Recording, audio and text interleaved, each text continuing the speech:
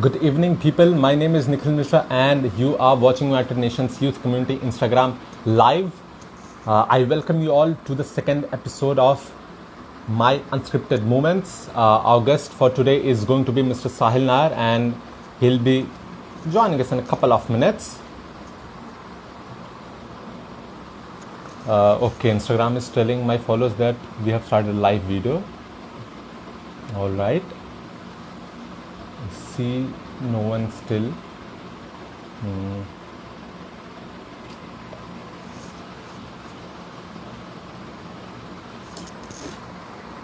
All right.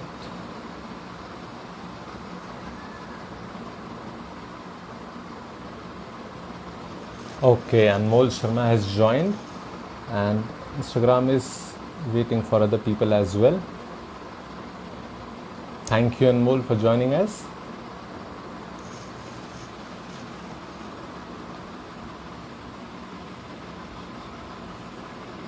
I am waiting for all the other people as well. Only one person has joined till now.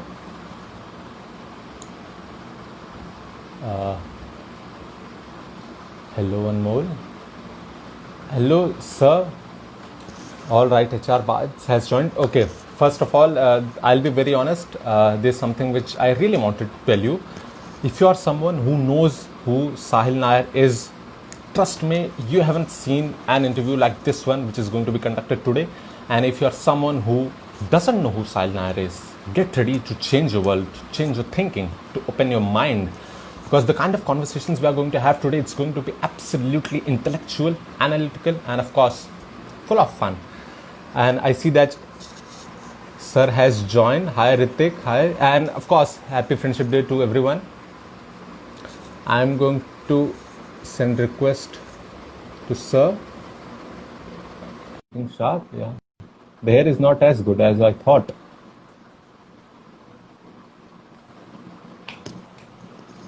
All right, good evening, sir. Hey, Nikhil, how are you doing?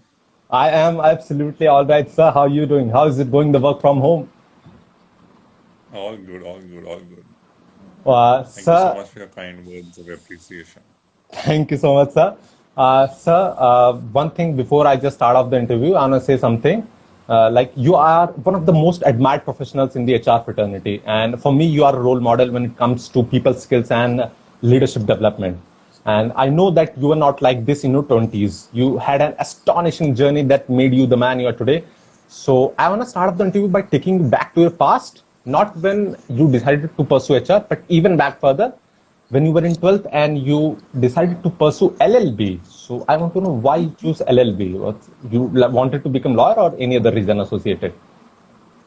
No, of course, yeah. At that point of time, I was thinking of doing law. I was very, very fascinated by criminal law. I wanted to actually, get to that side of it. And I studied it, and I realized that it's a very dirty place in terms of course, with all due respect to all the lawyers, but it can get extremely dirty, and it's not really clean play. And that's the reason why I said, okay, let me drop that, and then I pursued HR, human resources. Sir, you didn't love your law college. Like, how was this? How was the 5 years of No, law experience? college was a lot of fun. Law college was a lot of fun. The lectures at 7 in the morning. We all were. I'm not a morning person. I'm a night owl. So getting up at 7 in the morning and going for a lecture was extremely difficult. With Same. all due respect to the professors, I would actually sit on the last bench and go to sleep. But it was a lot of fun. Some lectures were a lot of fun, especially as I said, criminal law was very, very interesting. It really caught my attention. Family law was again very good, a lot of fun. But yeah, so I attended those lectures first semester, and then after that, work became very hectic, so I couldn't attend too many lectures. Okay. And then it was just about studying one day before the exams and giving the exam. I'll be very honest with you. Same. Sir, I wanted to ask you, like, what kind of impact law college had on you that made you decide to go pursue HR rather than pursuing career in law? So, Nikhil, I don't think the two are directly related. As I told you the last time we were talking, I did three different things. One I did was, and I said, being in the space of human resources, what is extremely important are three facets. One is to be aware of the law of the land.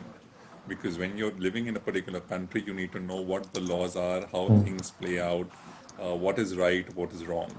The second is your basic core skills of human resources, which we study, which is a lot to do with recruitment, training, performance appraisals, performance management, so on and so forth. And the third, most important, is the psychological aspect of looking at the mind. How does the mind work? What makes someone happy? What drives someone up the wall? What gets someone angry? And you get that pulse. So if you get that pulse, you can really understand. Like now we have people joining onto this live session on Insta. Hi Yes, sir. Nida, hi Pravajda, hi Sunny, hi Amrita. You really understand how do you really connect with your audience. And if you just have a conversation, just the two of us, and you don't really end up connecting very well, that won't quite help. So that is the third part. And that's how I thought if you can master these three areas, or at least get an understanding of these three areas, that'll be fantastic. Sir, like one biggest learning in your law college that helped you tremendously in your further life. See, law as a subject is very, very interesting, right? If as long as you don't need to remember case laws and refer to Ach- case laws, which I'm really, really bad at, I think law as a subject is very interesting because it helps you understand the thin line between right and wrong. Because while we always apply a moral compass on ourselves on what is morally right or wrong, legally something could not be right or wrong. And therefore, distinguishing the two and drawing that line is extremely important. Absolutely, sir. Sir, after the completion of your law college and, of course, your bachelor's and master's in the management studies, you worked as 2 years in a HR corporate and then you finally joined KPMG. And besides all of Right. this, you also became one of the most prominent faculties of ITs and IMs, one of the most visiting guys. And you were being invited in a lot of entrepreneurial talks and leadership summits. So, how this jump actually happened? Well, that was very interesting. If I take you back to the time when this started, this actually started when I was doing my junior college at HR College of Commerce in Bombay. One of the faculties had gone on maternity leave and they didn't really want to hire another faculty. And that's when the dean of the college, Dr. Indu Shahani, had requested me to come and take a couple of lectures when I was doing my BMS, which is Bachelor's of Management Studies. And I never imagined that, I'll actually get into going and teaching. And I said, ma'am, how will I really teach 200, 150, 200 students when I'm a student myself? They won't really listen to me. And she said, no, Sahil, there's nothing of that sort. I think so. You have a good command over the language. You understand the subject well. Just go for it and you'll do very well. And I think so. This whole concept of having faith in people, trusting people to do something that you see potential in is brilliant. And that's where the journey started, Nick. And it went on and on and on. And then when I completed my graduation, I was teaching BMS. When I completed my MBA, I started teaching MBA students. And then, moved Wow. on to teaching at various MBA colleges. And then the IIMs and the IITs happened eventually. And it was absolutely fun teaching across the spectrum. In fact, even teaching people who were doing their executive MBA, who were almost double their age, double my age, because their age was more double than my age. And I think it was a fantastic experience because they had seen more life than I had. But of course, the subject matter is where we had a great interaction and sharing of thoughts and learning. I also remember, sir, there was an entrepreneurial summit, entrepreneurship congress, which was organized in lovely Professional University, and I was also there. And 20 speakers, I think, were invited. You were the last one to speak. It was so much fun when you started speaking. You showed the slides of Arnab Goswami and all that. It was absolutely amazing. Sir, Thank you. one thing that after having traveled the length and breadth of the country and being participated in a lot of HR conferences and business conclaves, I wanted to ask you, how do you see as the future of management education in India in the coming years, considering this situation, That's a good pandemic question, situation Nikhil. I as think well? there's going to be a paradigm shift. For the longest time, we've been talking about this gap between industry and academia. But I think there's going to be a paradigm shift in the way we approach education. There's going to be a significant shift, and these shifts should be into two or three parts. Number one is going to be around content. Number two is going to be around delivery. And number three is going to be around the way in which we learn. So I think these will be three shifts that we will significantly see in the times to come. Could you break down the fact of the mode of learning that you just said right now? So as you've seen, right, all classes are now gone digital with social distancing. Campuses are not operational. But just imagine, right, a classic case when a faculty is in a classroom, delivery is impacted in multiple ways because there are multiple distractions. When Absolutely. you are in person, in front of each other, and still there are distractions. Uh, and now, when you're going to be virtually connected, you can just imagine the number of distractions multiplying. And Uh-huh. therefore, what is going to be extremely important is how do faculties keep people engaged so that they learn effectively. And therefore, delivery, when I spoke about training delivery or learning delivery, is going to undergo significant change because the platform has changed from in person to digital. And the challenge on the faculty more so to keep students engaged, to ensure that they learn and not only learn, but are able to apply the learnings Yeah. effectively real time. Sir, what is that one thing which you find Indian institutions are lacking when it comes to teaching management? See, I think management as a subject is all about perspectives. I don't think there's too much that is right and wrong because it's not science that if you mix two chemicals, this is the desired output that you should get. Management is about the art and the science of making things happen. And when you apply the art and the science of making things happen, two people could have different approaches to dealing with the same problem. What is important is how do you achieve the desired outcome? And achieve the desired outcome, which is then compared on saying who did it faster, who did it in a better manner, who created higher impact, how did you ensure that when the process was being run, there were no corners that were cut, all of it was above line and ethical and without being under the table. And these are aspects that will take center stage. Sir, what will be the core values of any job in the coming next to 5 to 10 years? Will it be being a good storyteller, a good technical skill, or good management? What skills? Core skills. So see, this is looked at from two perspectives, right? One is the organization lens and one is the individual lens. I think organizations today have realized that business models that were once extremely successful and lasted for years, today don't seem to work anymore. Yeah. Today, what was 6 months or 1 year back considered as a fantastic business model of co-working spaces, saying that, okay, idea generation, collaboration, we works of the world coming together. Today, suddenly, because of Corona, we works of the world are wondering, people are not even coming to collaborate in person, Yeah. right? So business model has completely got disrupted. And therefore, if business models are going to get disrupted continuously, how do you ensure that you have plan B, plan C, plan D? That's point number one. Point number two is from an individual perspective, most of our parents, grandparents did one formal education and lived their entire life either working at one company or at best two, three, four, five companies. Yep. Today, what is extremely important is to keep learning regularly, being relevant regularly, being able to be agile regularly, to understand problems in front of us and solve for them effectively. Otherwise, a formal education like a graduation, a post graduation, or doctorate done in the year 2020 will not help you survive in the year Absolutely. 2030. Sir, supposedly there's an agro startup and it's run by a bunch of youngsters, 20, 22-year-olds, and they want to find like-minded people for their organization, but they have no clue about how to hire people and leverage their talent. So what would you advise to all these individuals who are trying to find the best talent for their startup, So, see, I who think and they have no it's idea very about that? important. Sure. So there are two aspects to this. One is, do they themselves have an understanding of what the right talent is? What I've realized is many people initially are very fuzzy in their head or very confused of Yeah. what is the so-called right talent. So having clarity around that is the first step, which is most important. The second step is to figure out the platform where you will really attract such talent. Is it LinkedIn? Is it a startup circle? Is it a VC?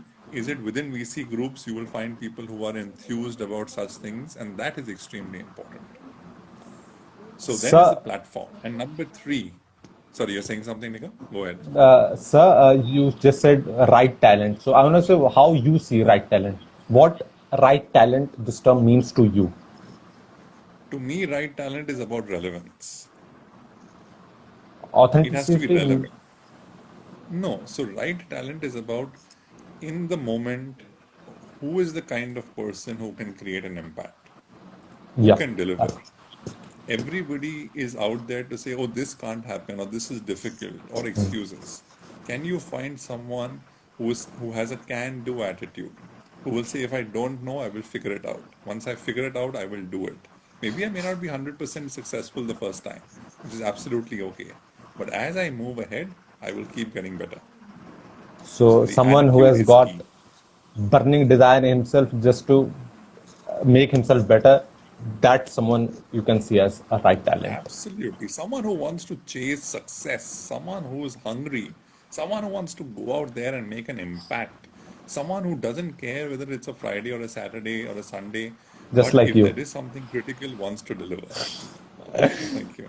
No, the point is not about that. I think, with this whole lockdown, many of us have actually blurred our boundaries and we have been working crazy hours.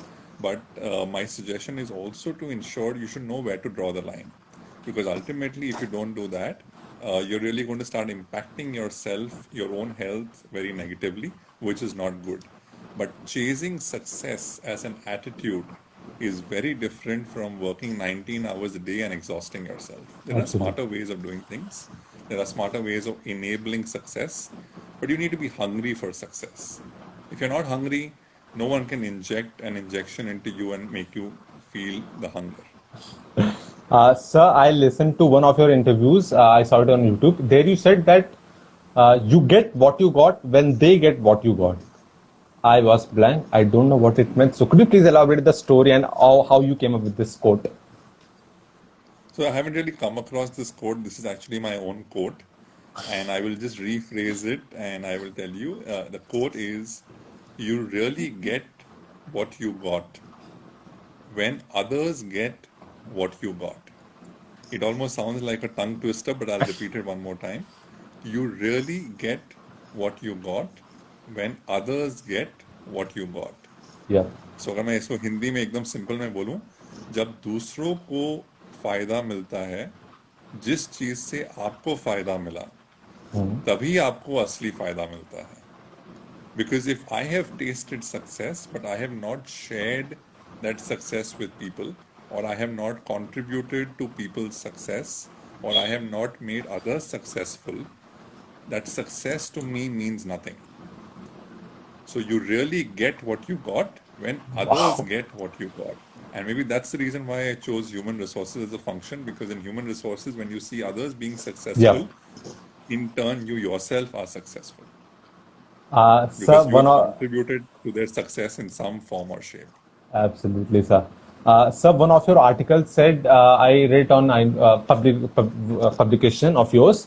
It said people don't leave companies; they leave managers. It was absolutely simple statement, yet so profound. So I want to know what kind of mistakes managers do unknowingly that happens to hinder the growth of an organization. So, Nikhil, managers don't do mistakes unknowingly. Many managers do mistakes knowingly also. So that's the starting point. But having said that, as people grow in their leadership journeys, a lot of things that you need to be careful of is you need to ensure that you enable your team. You need to ensure that you empower your team. You need to ensure that you guide your team. And all these are standard principles, but many a times managers create a lot of pressure through artificial deadlines. Managers create a lot of stress on their team members because of lack of trust.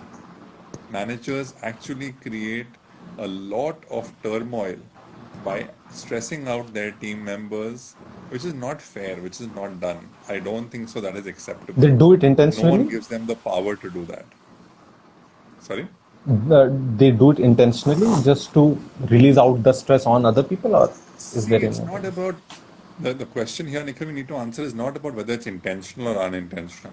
The Okay. question is it acceptable? And the Yeah, answer is it is not acceptable. sure. Whether intentional or unintentional, the solution around that is if it is intentional, you need to have a conversation to say, listen, boss, this is not acceptable. If it is unintentional, which could be potentially, essentially, a blind spot of your manager, you need to have that conversation with your manager and say, you call me and say, "Ye abhi chahiye, abhi chahiye, abhi chahiye." Why does this happen every time? I can understand that it happened once, twice, thrice. But every time, if it is urgent, urgent, important, urgent, important, urgent, then I'm sorry, this is not a organized, planned way to do work. We need to plan our work better and collectively come up with a plan, a constructive plan to do it much better. And I think that is very important. Communication is the key to absolutely resolve all the problems. Simple. Yeah, because otherwise, what will happen is that you will keep getting stressed out. Your manager will keep thinking you're not delivering, and it won't really achieve any objective. And then finally, in the whole relationship, there will be a lot of toxicity. And we all know toxic bosses can really spit venom. And when that happens, your own productivity will start going down, and you will not feel good about your own self. So, one of the most crucial responsibilities of an HR is to provide the best experience and engagement to all its employees. And in the pursuit of doing so, they apply a lot of methods, a lot of technique. So, I want to know what kind of techniques you apply in your organization to provide the best possible experience for your employees. So, see, Nikhil, what is very important is, and I'm a firm believer of this, that every manager is an HR manager. It is not just HR's job to go and provide fun, engagement, entertainment to the entire organization. HR is way beyond that. Yeah. Okay. HR needs to understand the pulse of the organization. What is the pulse? And HR needs to understand that how is it that people are feeling. A lot of HRs use these moodometers or these sensitivity analysis to figure out what is happening. But the reality is, how many HRs even know their people, even know what they are going through, even understand that if there is a lockdown happening right now, has the work pressure increased? Has it reduced? Are they comfortable? Are they not comfortable? And that is very important. So an HR's job essentially is to start right at the beginning of making people feel at home. Because when you are comfortable, you will perform at your best. When you are uncomfortable, you will experience barriers. When you experience barriers, your performance will drop. So, how can HR work closely with performance managers to ensure that these barriers are reduced or eliminated so that people can achieve their full potential? And I think that is the truest form of HR. The truest form of HR is to help people belong, because when you belong in a certain organization and you have a sense of belongingness, Yeah. you actually feel like home. And each one of us feel very happy at home, don't we? Don't we love spending time with our family members? But then why is Absolutely. it that we find it so difficult to get up and go to work on a Monday morning? Not because we don't like the work, not because we don't like the boss, not because we don't find it that, oh, my EMIs are getting paid because of this job. We need to think beyond. Do people really belong? And if you can create a sense of belongingness through great quality work, through learning, through great mentorship and coaching by bosses, and overall an environment where people can achieve their full potential. Trust me, Nikhil, people will be extremely happy and will very happy to work in your organization. Sir, is there any specific technique or something which works out every time when it comes to providing engagement? Like, because I'm a student and I see whenever I read the statement that engagement is one of the most essential part of NHR. So I see engagement is providing fun, making them feel light. How you see as engagement and any technique which you apply every time to you See, know. so Nikhil, see, engagement, one part of engagement could be having fun, could be letting your Okay. hair down, could be dancing the night away, Yep. right? But that is not engagement. Engagement has multiple facets. How do you really engage with the heart, the mind, the body, and the soul? So, and then when you draw up an engagement plan to really say, okay, for the body, can I do a lot of wellness? Can I bring in a little bit of yoga? Can I bring in a little bit of salsa? Can I bring a little bit of exercise? Can I run a virtual marathon for all my people? Right? So that's how your entire designing of your engagement plan will happen when you look at body. When you look at mind, how do you creatively engage people? How do you have like a creative box in the office where people can suggest ideas? Those ideas actually get implemented. People see their ideas coming to life. They know that हाँ idea दिया या implement हुआ मैं और idea दे सकता हूँ. I get rewarded for it. So that's the mind, right? How do you really connect with people heart to heart? Don't treat people like resources. If you treat people like resources, they will only offer their hands to you. But if you treat people like human beings, they will offer their entire self to you. And when they offer their entire self to you, they will start thinking and feeling not only for you but for the organization. So अगर आप बोलोगे ना मेरे को एक resource चाहिए काम करना है so you need hands and legs, resource. But if you say no, I need a team member who can excel, automatically you're positioning it very differently and you're expecting the right thing and the right people will get clued in and would love to contribute. Wow. Sir, someone has rightly said that your network is your net worth, and people are immensely focused these days on building their networks. When it, especially considering the fact that the startup sector is booming. So I want to know how you build your relationships when you go to all these colleges and conferences. What are the kind of topics and questions you come up with that helps you making that strong relationships? So see, Nikhil, I think the most important aspect is for people to be understood. And that is a need that you have, that is a need that I have, and that's a need that everyone has. Yep. अगर मालूम पड़ जाए कि हाँ this person is only networking because he needs a job or he's just interested or he's selfish, that relationship will never be a win-win relationship. So for a relationship to be a win-win relationship, you need to ensure that you understand people, understand where they come from, and go back to the principle of you really get what you got when others get what you got. And if you put one hand forward, if you help in a little way, a lot of other people will also help you, will also contribute, will also be happy sharing their success with you, and collectively it will be a win-win. Sir, is there any X factor or technique that that can help making short-term relationships into really, really long-term relationships? Either it's interpersonal or in your profession, any other. I think two things work beautifully in this. One is put the other person before yourself. The Okay. moment you put the other person before yourself, automatically the other person will do the same. And then it becomes a win-win. But अगर आप अपना पहले सोचोगे दूसरा भी अपना पहले सोचेगा कभी तब भी नहीं long होगा. term नहीं चलेगा. And the second part is be genuine. There are enough fake people in the world. Be genuine, people will recognize it and people will appreciate it. Well, be yourself. Everybody else is taken. Yeah. Sir, your 3 tips when it comes to communication skills. Well, I think, India, unfortunately, as a country, has been ruled by the British for very long. And therefore, they say that if you know English well, you can communicate well, and otherwise, you can't. A lot of corporates also spend a lot of time and emphasis on the language.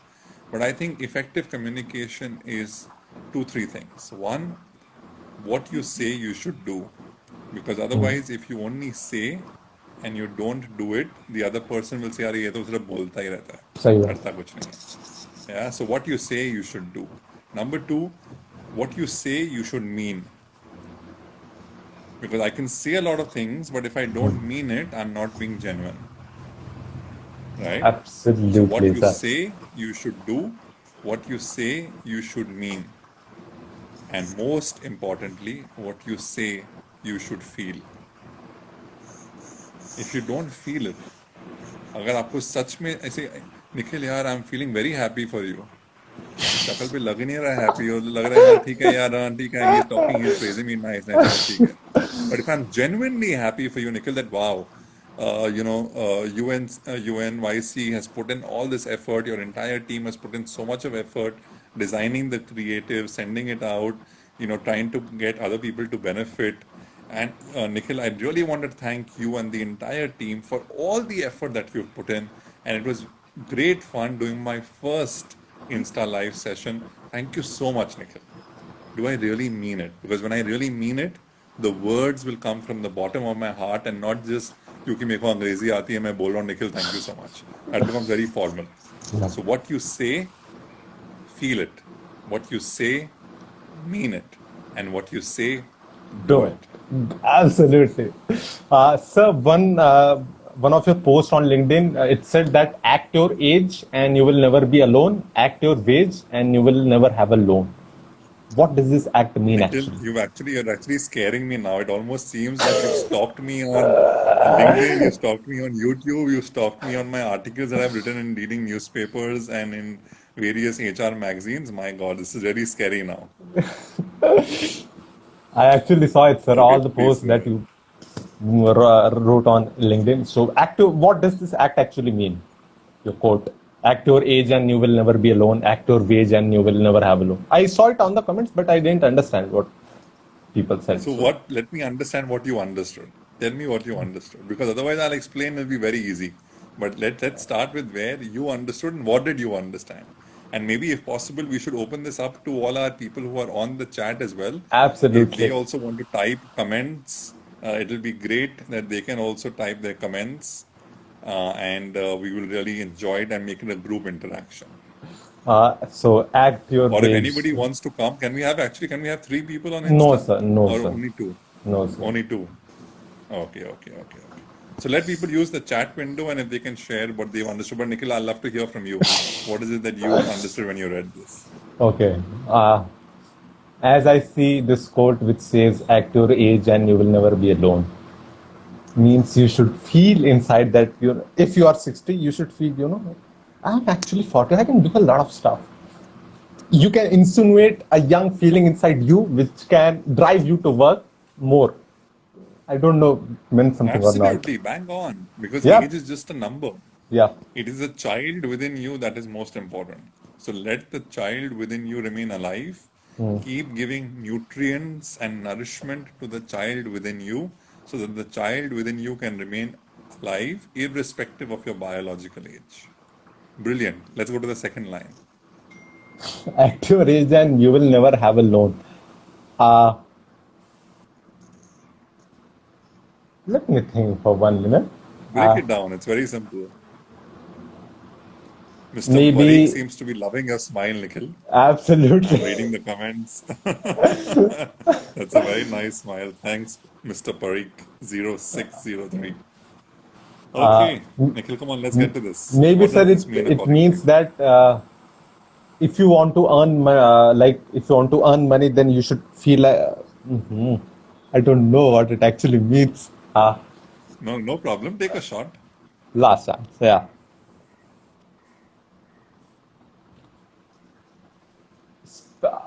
Spend time in saving time.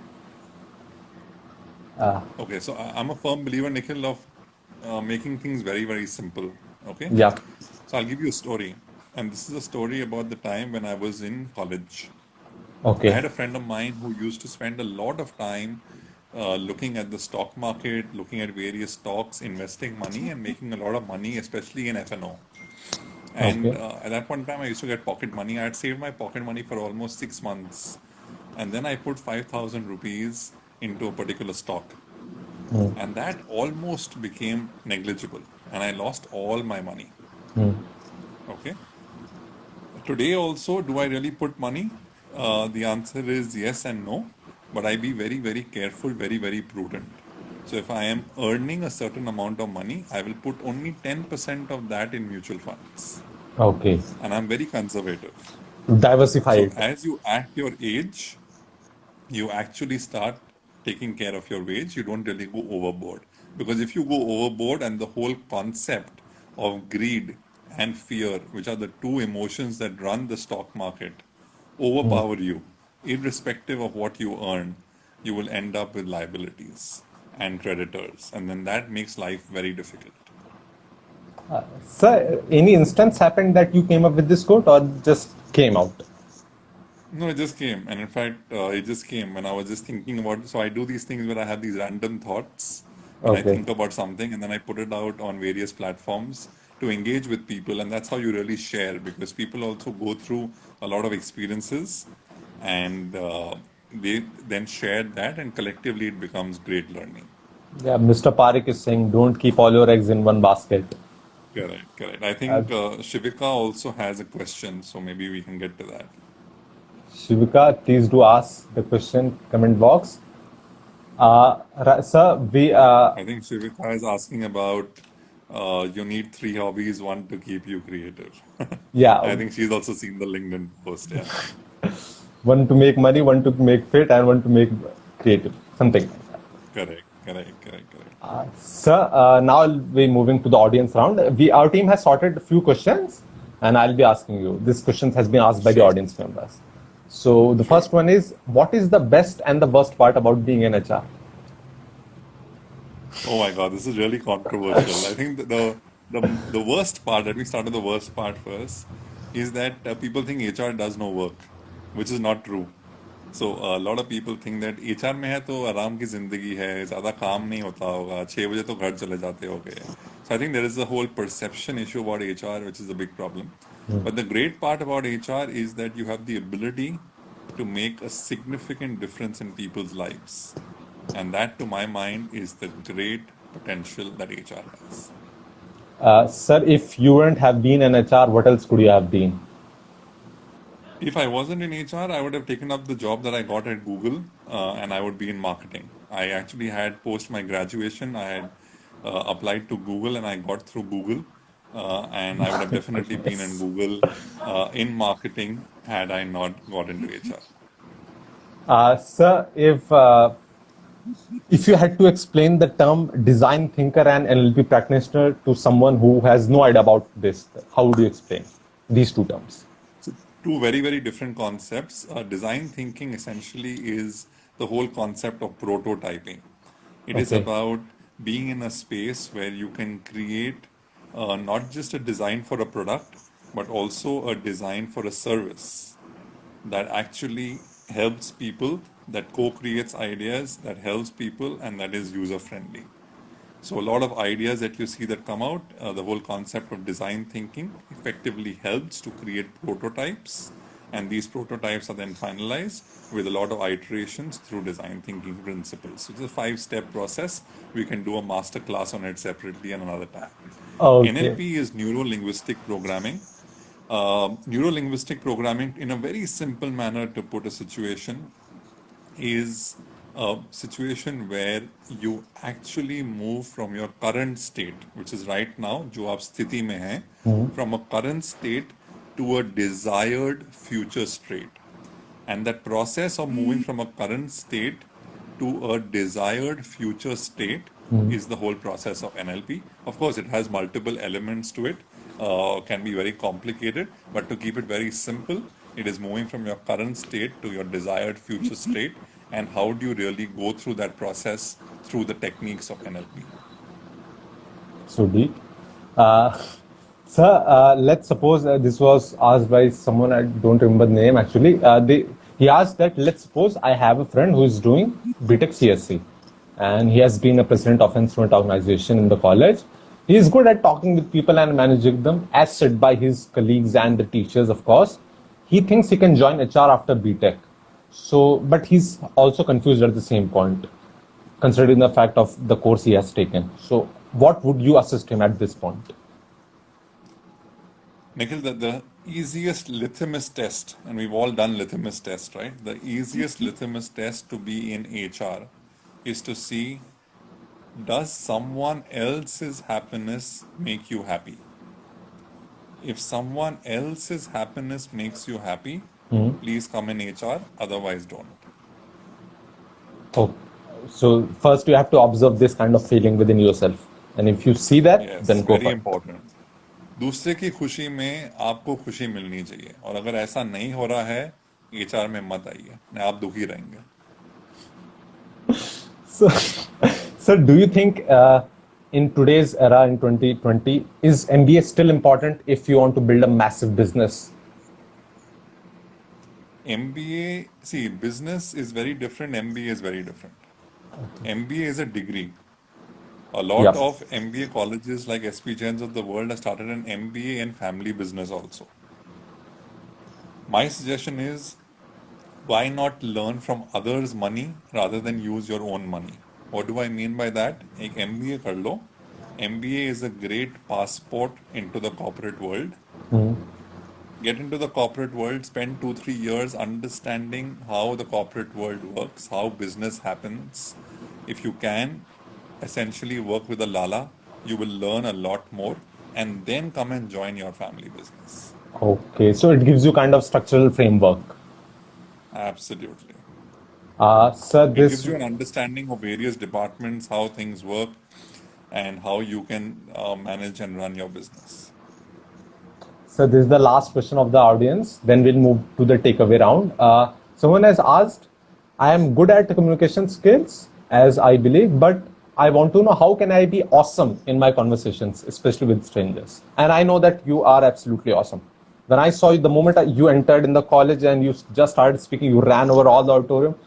It was so much interactive. So I want to know how you create the art of awesomeness.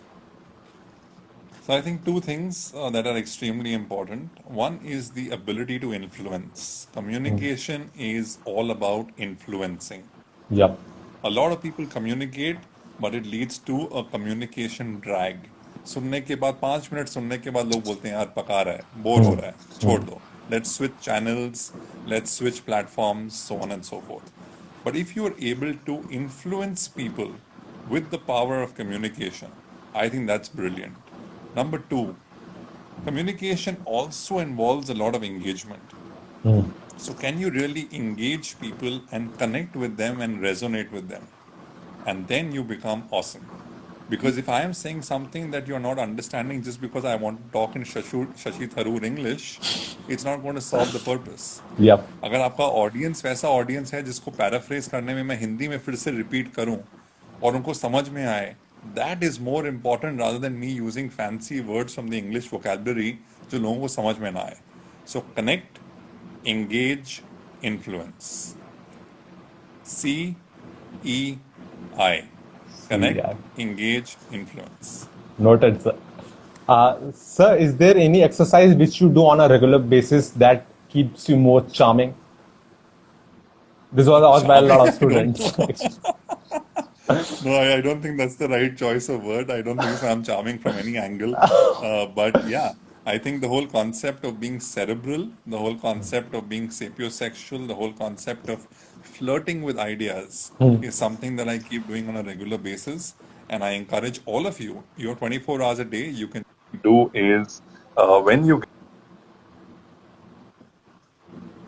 get any ideas, keep flirting with those ideas, keep flirting with those thoughts, and it will be brilliant because you never know.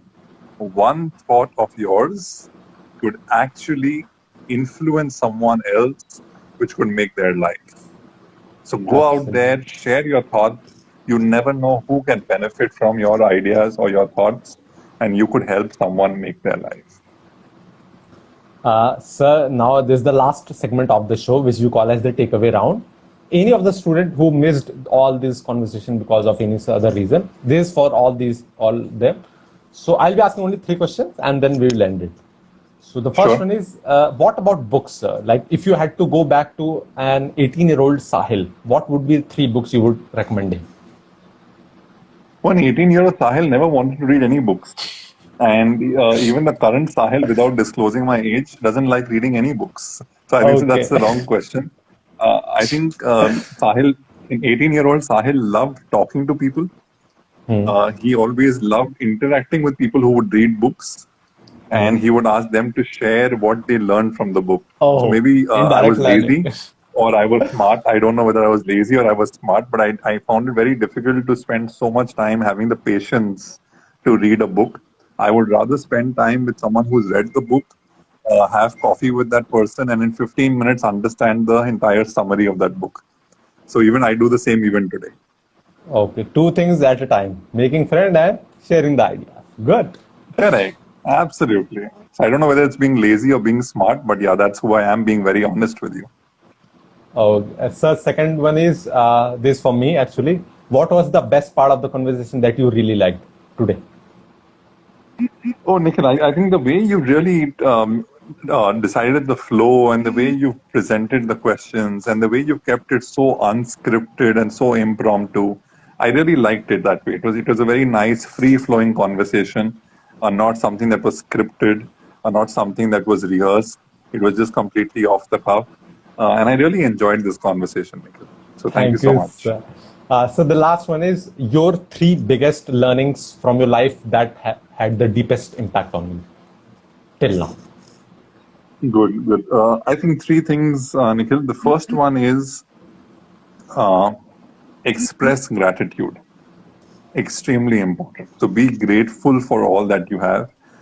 We've really moved in, and this Corona COVID-19 has actually got us to a situation where we started valuing all that we have, right? We've moved from lifestyle to life.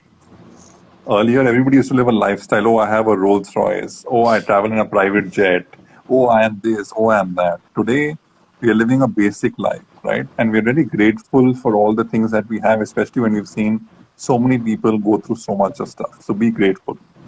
Be grateful for all that you have. Be grateful for all the love and affection you receive from your parents, your siblings, your loved ones, your spouse. Be grateful for that. Be grateful for uh, all the education you have, all the jobs that you have, that you're secure, all the education, all the studying that your parents have funded and that you're going through. So be grateful. That's point number one, I think. Point number two is being grateful is not adequate. Find a way in which you can help somebody. So if you can help somebody, if I can take time out on a Sunday evening and talk to all your colleagues, your entire fraternity, and if someone can benefit from this, I will personally be very happy. The second is about giving back, right? It's not just about you becoming an awesome person or a fantastic person. It's also about how many people can you make awesome? How many Absolutely. leaders can you create as a leader, right? And third, most important, be kind, be empathetic. You never know what the other person is going through. Someone may put up a very brave smile, a very strong face, but that person may be going through a massive crisis. And therefore, take that time out to be kind to people, be empathetic to people. Of course, results are important, outcomes are important. But without looking at that, spend some time being nice to people, being kind to people, and that will really go a long way. Thank you so much, sir. It was indeed astounding listening to you for all these talks and all these words. And thank you for being here, actually, for joining us. I hope you remember my name, Nikhil Mishra. Thank you, sir. Absolutely, Nikhil. I do remember you. Thank you so much for your time. Thank you for this opportunity. I wish you and the entire team all the very best and have a lovely Sunday. Thank you so much. Thank you, sir. You too, sir. Thank you.